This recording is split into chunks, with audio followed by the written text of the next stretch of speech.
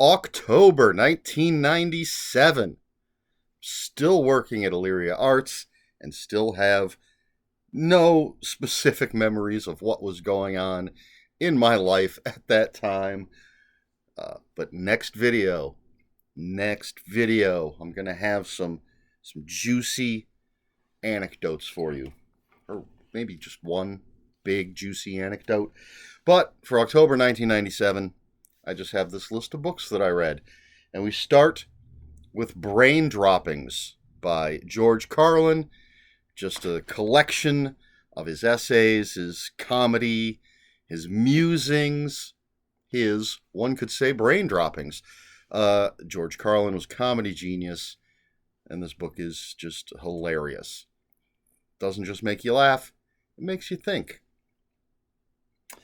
Next up, we have Slippage by Harlan Ellison. This is a short story collection. I believe there's a couple essays. There's a screenplay.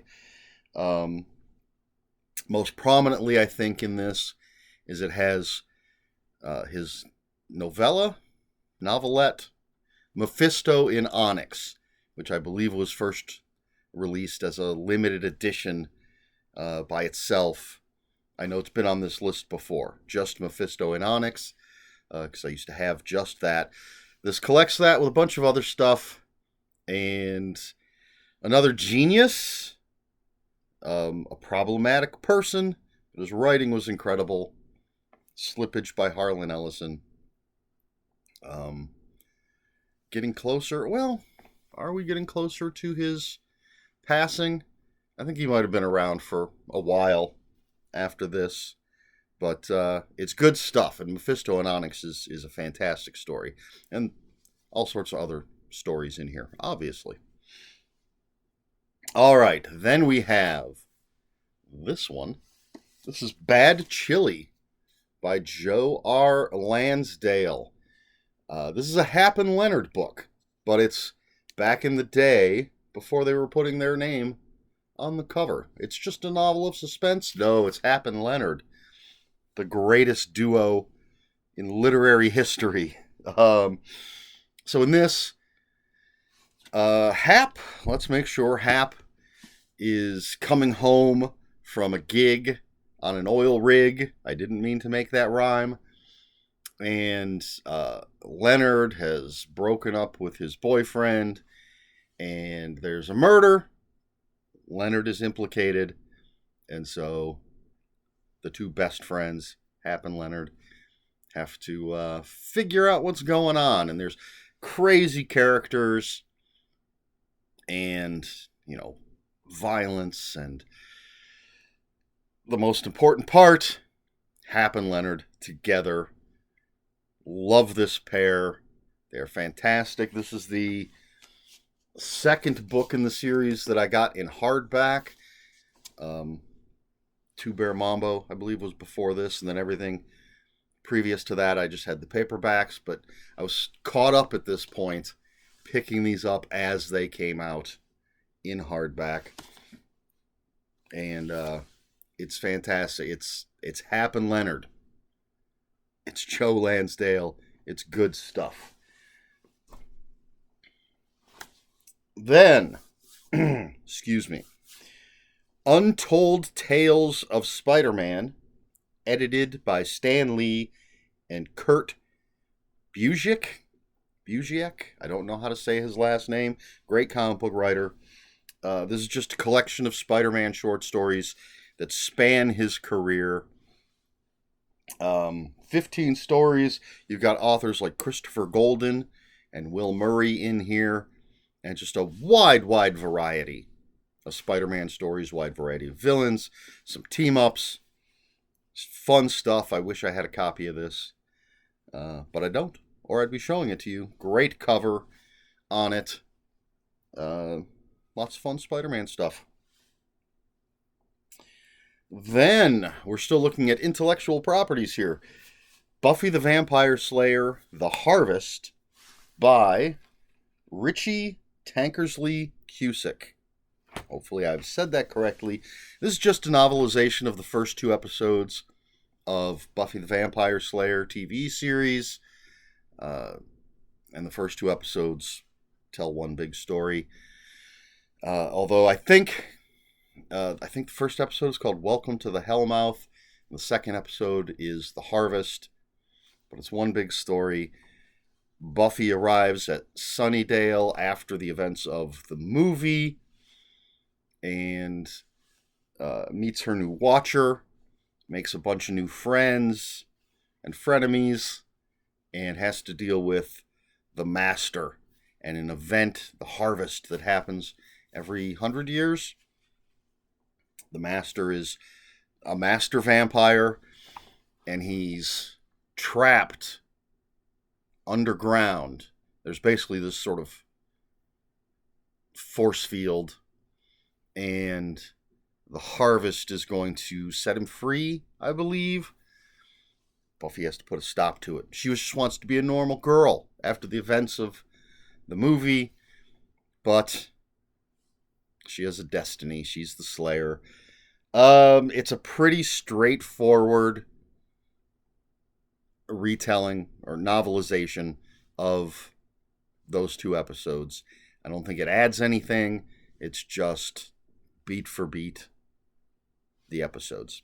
So it's fine. If you're a fan, it's fine. Then we have the way I have this written down, I'm not sure it's 100% accurate. I have it written down as The Saint, alias The Saint. It's by Leslie Charteris. I don't know how you say his name. So when I looked this up, it's simply titled on Amazon. It's just alias The Saint. So I don't know if the copy of the book I read said The Saint and then alias The Saint. Either way, so The Saint is Simon Templar. Probably best... Well, I was going to say best known as being portrayed by Roger Moore in a TV series. But they made a movie with Val Kilmer. I have not seen it. I don't know if people would know him more from that. But The Saint eventually is this sort of devil-may-care, gentleman thief kind of character. This book has 3 stories of Simon Templar, the Saint. Very early stories. The character hasn't fully become what he would be. And from what I read, 2 of these stories initially weren't even stories with the character Simon Templar. The author just made them Simon Templar stories. I need to read more of The Saint. I might make a list of all the Saint books and see if I can build my collection of the character, because they're a lot of fun. Great character. I loved the Roger Moore show, and I've really enjoyed the books that I've read in the series, which hasn't been a lot. But if you want a charming criminal who, gets involved in solving things, in different things. There's a locked room mystery. One of the stories in here is a locked room mystery. The Saint is a really cool character. Then we have Fisherman's Hope, the 4th book, and I believe the penultimate book in the Nicholas Seafort saga. And in this one, Seafort is the Naval Academy commandant on Earth. He's still dealing with the all the repercussions, all the things from the first 3 books, and the Earth is under attack from aliens. Basically, if I remember correctly, the aliens that were, spoilers, introduced in the very first book have finally reached Earth and are attacking it. And Nicholas Seafort has to deal with that, along with all his other responsibilities, along with all the guilt from the things he's done in the past. And it's I don't know that it falls under military science fiction, because it's different than the military sci-fi books that I've read by prominent military science fiction authors. but it is the Navy, and it's a world, I've mentioned this before, a world where the Catholic Church is the predominant force in humanity, which I like. It's interesting. Um, it's an interesting world that's been built, and these books are fantastic. Which is why I think the last 3 videos perhaps have had the last 3 books. I was going through them pretty quickly, relatively speaking. Then we have the penultimate book on this list, The Simpsons, A Complete Guide to Our Favorite Family, edited by Ray Richmond. And this is basically just an episode guide to the first 8 seasons of The Simpsons, lushly illustrated, and it gives you essentially it starts with, I think, character biographies of all the main Simpson family members, meaning Homer, Marge, Bart, Lisa, and Maggie. And then it does list all the shorts from the Tracy Ullman Show. Then we get into the episode guide, where it gives us a synopsis of the episode, and then it gives us the best quotes, little bits of trivia, each, I think, couch gag, definitely each blackboard that Bart has written on. There's a guide to every episode of Itchy and Scratchy. Just a lot of cool information. If you're a Simpsons fan, which I used to be, and I think probably the first 8 seasons are probably all pretty good seasons. Treehouse of Horror, Treehouse of Terror, the Halloween episodes were always my favorite. In those first few years, they were fantastic. So just a nice fun guide to The Simpsons. And then the last book that I read in October of 1997 was Night Passage by Robert B. Parker. This is the first of the Jesse Stone books. So we got a brand new Robert B. Parker character starring in what would become a long series of novels. I believe they've carried on since Robert B. Parker's death.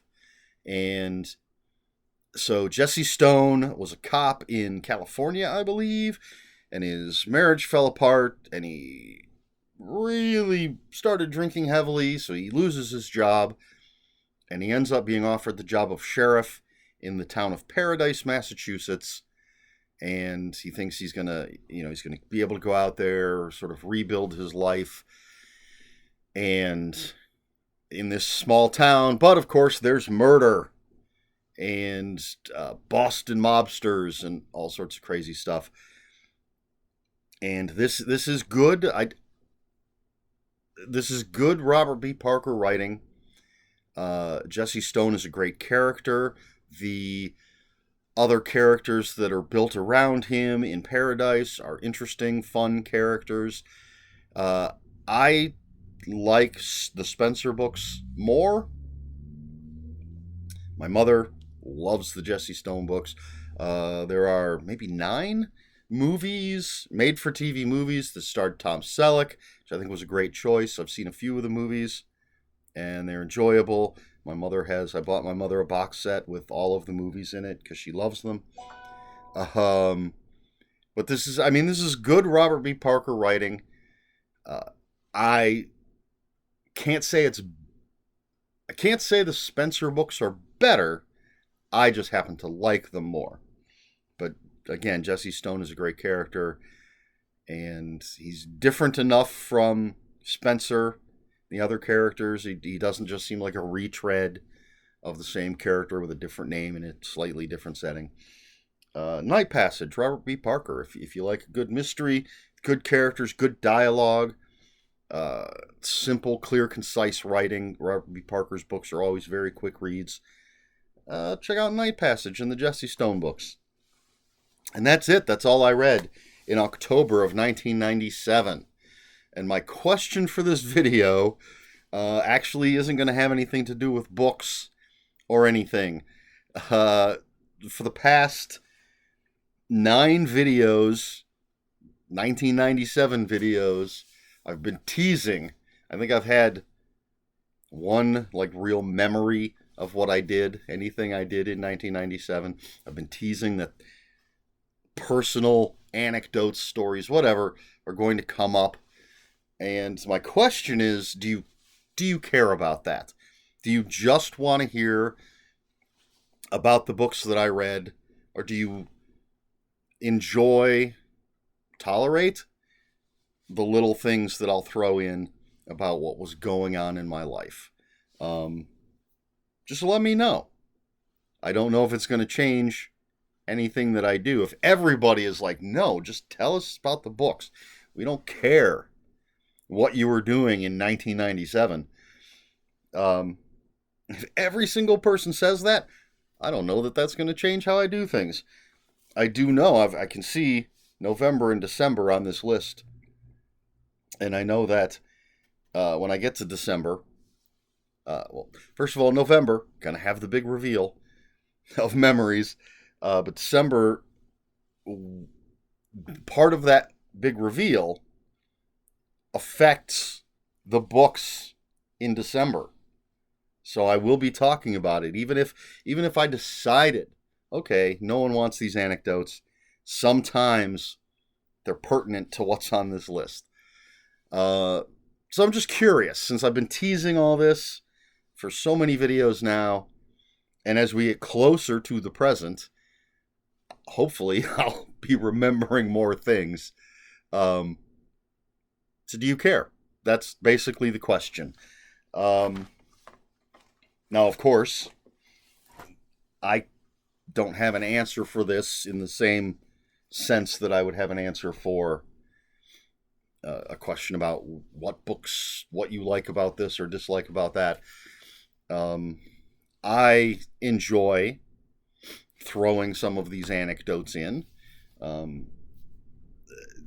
Two reasons that the biggest reason I'm doing this video, of course, is to talk about books. But a secondary reason is it's for me to stroll down memory lane. So I do enjoy when I do remember something, throwing it in to the video. But I'm just curious what you think. Again, maybe you don't care. Maybe some of you find it enjoyable. Let me know in the comments below. And if you have any comments, questions, or corrections, you can put those in the comments below. Comments are open for spoilers. Just post a spoiler warning. We try to be polite here on my channel. Please like, share, and subscribe, all the usual YouTube stuff. If you'd care to follow me in other social media, my Twitter is @Ronin5757. My Instagram, where I post pictures of books, comic books, board games, and fuzzy animals, is ErikSmith5757. That's Eric with a K, ERIKSMITH 5757. That's all I have for you this week, so until next week, read more books.